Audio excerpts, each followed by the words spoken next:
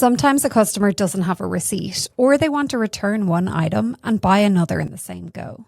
You can handle all of that right from the main sales screen. Let's jump in and see how it works.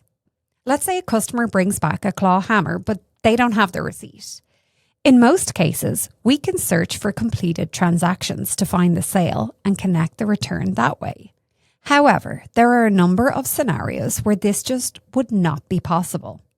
Firstly, if the sale was for a walk-in, to link a return, the original sale must have been made to a customer account. If the original sale was done as a guest sale, linking isn't possible. It has to be processed as an unlinked return.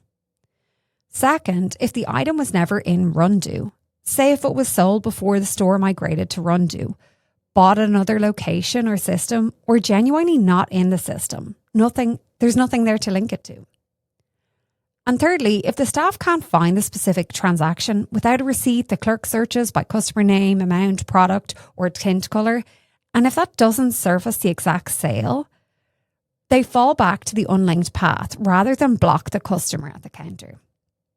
For that reason, we have the ability to return without linking to a past sale. But how do you do that? Let's jump in. So in this case, we were saying they had bought a claw hammer. I'm going to add it to the cart, and then I'm simply going to change the quantity from 1 to -1. See how Rundu automatically flips this into a return? This box confirms that you are okay with proceeding without linking this return to a past sale. Click Return without linking. Now, the totals are all going into the negative. Button at the bottom now says Return as opposed to Sale. Now, before we go any further, you can see this sale notes box has a red border around it. You can also see that the refund button at the bottom is kind of grayed out, even if you choose cash as the option. That tells us that Rundu is missing some information. This red border around the box tells us that we have to add in a sale note in order to process this. Reminder, this note will go on the receipt to the customer. In this case, I'm just going to write no receipt for return. Once you've filled out, you can see how this button, the refund button at the bottom, is now lit up.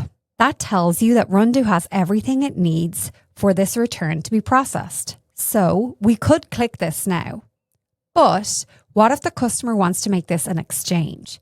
Say while they're here, they also want to grab a level. Just add the new item to the cart like any other sale. Rundu does the math for you, showing the net difference. Here we still owe the customer a refund, but it's less than the full price of the hammer. Just like before, you have to give a reason for the return. So we have everything in and we're ready to click refund. Since this wasn't linked to a past sale, you'll choose how to refund the difference. Well, in this case, let's just give it back as cash. Click refund and confirm. One thing worth knowing here, if you ever send an unlinked refund back to a card instead of cash, Rundu runs it as a brand new card charge, so it carries the usual card fee. That's one more reason to pull up the original sale and link the return whenever you can. And that's how you handle any return that comes your way. Now it's your turn to try it out in your practice store. Try processing an unlinked return for a past sale, then try an exchange.